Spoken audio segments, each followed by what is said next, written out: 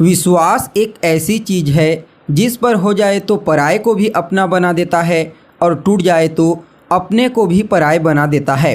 नमस्कार दोस्तों, मैं ज्योतिष आचार्य वासुदेव मिश्रा आपका अपने चैनल मिरेकल ऑफ एस्ट्रोलॉजी में हार्दिक स्वागत करता हूं। दोस्तों, आज का यह ज्योतिष का कार्यक्रम आप लोगों के लिए यानी कि तुला राशि वालों के लिए बेहद ही ज़्यादा खास और विशेष कार्यक्रम साबित होने वाला है। आज हम बात करेंगे दैत्य गुरु शुक्र के राशि परिवर्तन प्रभाव के बारे में। जी हाँ, आकर्षण, दाम्पत्य, ऐश्वर्य, सौंदर्य, वैभव, कला, गीत संगीत के प्रतिनिधि ग्रह शुक्र अपनी वर्तमान वायु तत्वीय राशि मकर राशि को छोड़ अपने परम मित्र शनिदेव की जो मूल त्रिकोण राशि है कुंभ राशि, उसमें 7 मार्च 2024 की सुबह लगभग 7:09 पर प्रवेश कर चुके हैं और आने वाले 31 मार्च 2024 की शाम तक इसी कुंभ राशि में गोचर करते हुए आपको प्रभावित करेंगे। उसके पश्चात पुनः राशि परिवर्तन करके देवगुरु बृहस्पति की साधारण अर्धजलीय राशि और अपनी उच्च राशि मीन राशि में प्रवेश कर जाएंगे। तो ऐसे में बड़े विस्तार के साथ जानने का प्रयास करेंगे कि दैत्य गुरु शुक्र अपने परम मित्र शनिदेव की मूल त्रिकोण राशि कुंभ राशि में गोचर करते हुए किस प्रकार से आपको परिणाम प्रदान करेंगे। शुक्र के इस गोचर काल के दौरान आपके जीवन में कौन कौन से बड़े बदलाव होने वाले हैं, किन किन क्षेत्रों में विशेष तौर पर आपको लाभ की प्राप्ति होगी, वहीं इस गोचर काल के दौरान कौन कौन सी सावधानी आपको रखने की आवश्यकता होगी। साथ ही साथ शुक्र के इस गोचर प्रभाव को और ज़्यादा बेहतर और सकारात्मक परिणाम प्रदायक बनाने के लिए कौन सा उपाय आपको करना चाहिए, इन तमाम प्रकार के प्रश्नों के उत्तर आज के इस कार्यक्रम में आपको बड़ी सरलता के साथ बताने जा रहे हैं। इसलिए आज के इस ज्योतिष के कार्यक्रम को बिना मिस किए अंत तक देखने का प्रयास कीजिए। और अगर आप अपनी जन्म कुंडली पर हमसे परामर्श लेना चाहते हैं तो वीडियो में और डिस्क्रिप्शन बॉक्स में आपको हमारा कॉन्टैक्ट नंबर मिल जाएगा, जहां से आप या तो व्हाट्सएप के माध्यम से या फिर डायरेक्ट फ़ोन कॉल के थ्रू अपॉइंटमेंट लेकर अपनी जन्म कुंडली का विस्तार पूर्वक विश्लेषण करवा सकते हैं। तो दोस्तों, अगर गोचर कुंडली की स्थिति को देखी जाए तो इस समय गोचर कुंडली में राहु मीन राशि में संचरण कर रहे हैं, जो देवगुरु बृहस्पति की साधारण और अर्धजलीय राशि होती है। और खुद देवगुरु बृहस्पति अभी मंगल की मूल त्रिकोण राशि मेष राशि में संचरण कर रहे हैं, जबकि मंगल अपनी उच्च राशि मकर राशि में संचरण कर रहे हैं। तो वहीं शनिदेव भी बलवान अवस्था में अपनी ही मूल त्रिकोण राशि कुंभ राशि में चल रहे हैं। तो यहाँ पर शुक्र और शनि की युति बनेगी और यह जो युति है ना दोस्तों, यह पूरे 30 साल के पश्चात बन रही है।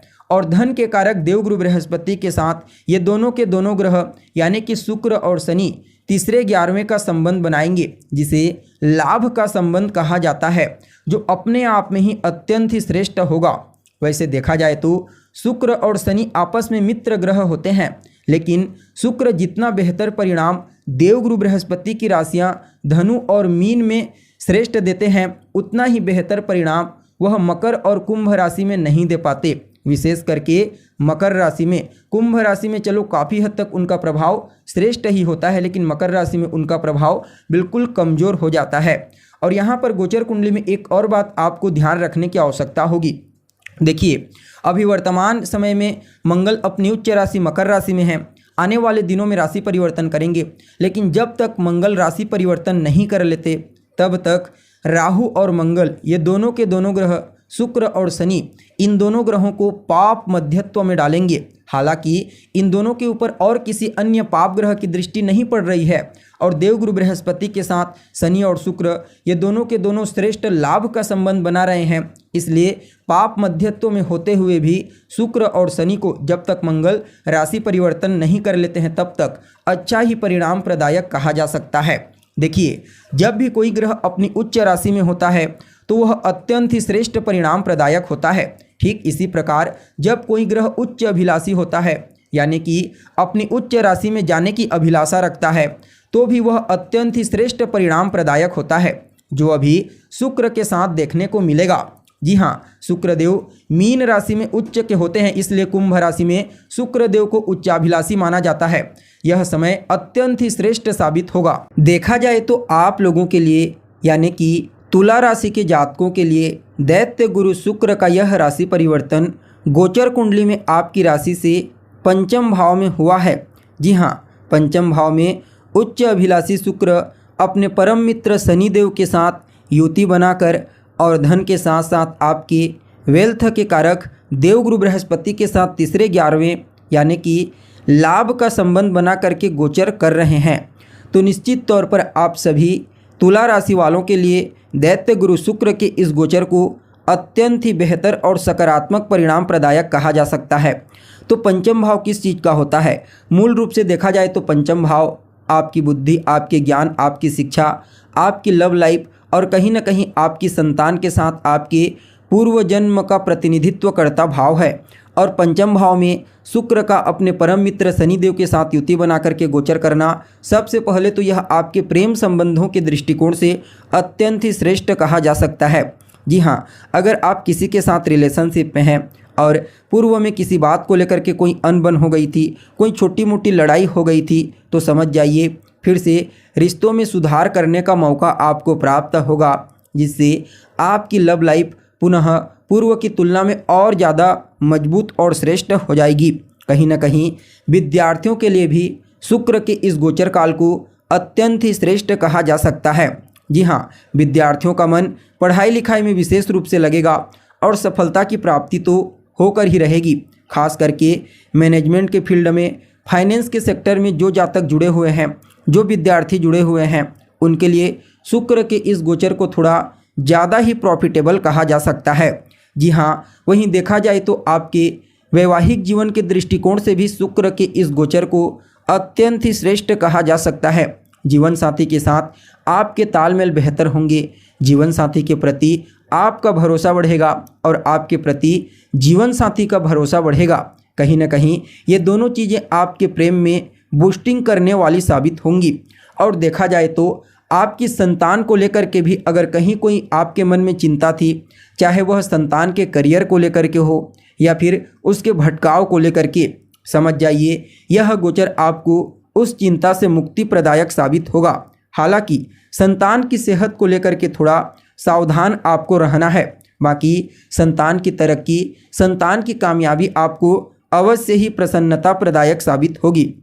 देखा जाए तो यह समय पेट से संबंधित समस्या को देने वाला कहा जा सकता है, यानी कि आपको भी अपने खान पान और रहन सहन पर ध्यान रखना है और अपनी संतान की सेहत का भी विशेष रूप से आपको ध्यान रखना है।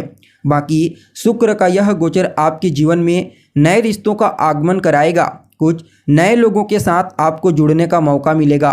और अगर कहीं आप अपने प्रेम संबंध को विवाह संबंध में तब्दील करना चाहते हैं तो निश्चित तौर पर शुक्र के इस गोचर काल के दौरान आप कर सकते हैं। आपको अवश्य ही सफलता की प्राप्ति होगी और कहीं ना कहीं आपके पारिवारिक जीवन में खुशियों का आगमन होगा।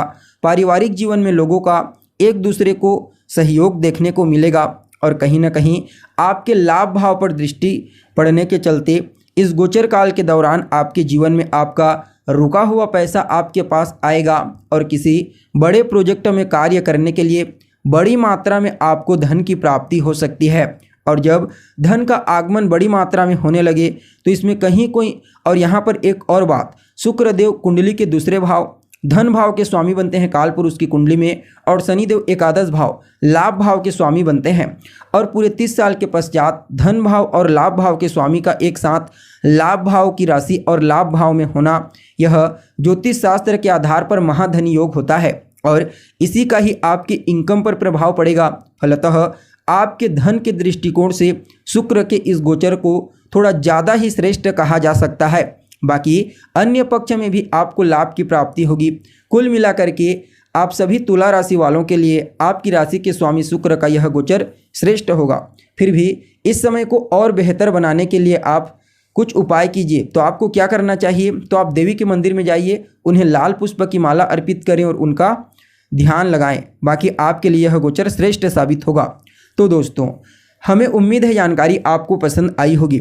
अगर जानकारी अच्छी लगे तो इसे लाइक करें, शेयर करें और हमारे चैनल को सब्सक्राइब करें। आज के लिए बस इतना ही। फिर मुलाकात होगी एक नए और ताज़ा एपिसोड में। तब तक के लिए आप हमें इजाज़त दीजिए। नमस्कार।